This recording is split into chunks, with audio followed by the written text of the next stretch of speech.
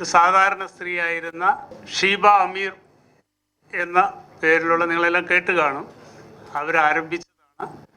2007 തന്നെ സൊലസ് എന്ന് പറയുന്ന ഈ സംഘടനയ്ക്ക് രൂപം കൊടുത്ത് അതിൻ്റെ അതേമാതിരിയുള്ള കുറേ സുമനസ്സുകളോട് കൂടെ ചേർന്ന് ഇപ്പോൾ കേരളത്തിൽ 10 ജില്ലകളിലായി 11 കേന്ദ്രങ്ങളിൽ ഇതിൻ്റെ പ്രവർത്തനം നടന്നുകൊണ്ടിരിക്കുകയാണ്.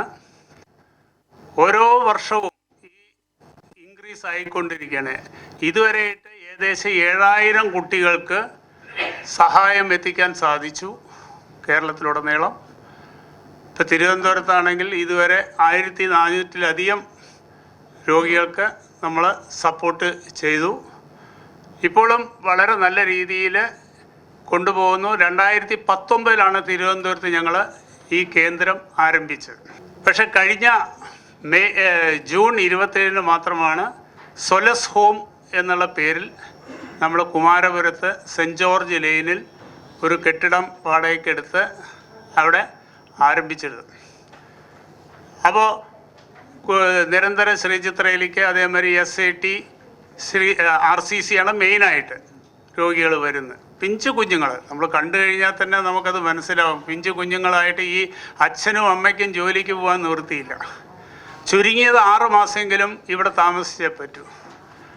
ട്രീറ്റ്മെൻറ്റിൻ്റെ ഇതിൽ RCCയിലത്തെ ട്രീറ്റ്മെൻറ്റിലധികം ചുരുങ്ങിയത് 6 മാസം എന്ന് പറയുമ്പോൾ അത് കഴിഞ്ഞ് പിന്നെയുണ്ട്, കാരണം ഫോളോ അപ്പിന് വന്നുകൊണ്ടിരിക്കണം.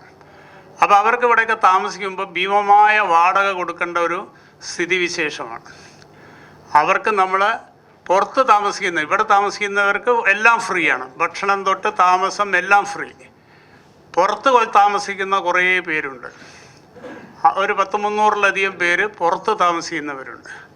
കാരണം 15,000-ഉം 10,000-ഉം ഒക്കെ വാടക കൊടുത്താണ് ഓരോരുത്തരും താമസിക്കുന്നത്. നമ്മൾ ചെറിയ സഹായം അതേമാതിരി അവർക്ക് 1000 രൂപയുടെ ഭക്ഷണ കിറ്റും കൊടുക്കുന്നുണ്ട് ഈ പുറത്ത് താമസിക്കുന്നവർ.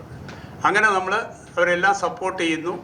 പിന്നെ സാമ്പത്തികം ഈ ഷീബ അമീർ തന്നെ പലപ്പോഴും വിദേശത്തുമെല്ലാം പോയിട്ട് വന്നേ ഉള്ളൂ. അവിടെ നിന്നും കളക്ട് ചെയ്യുന്നുണ്ട്.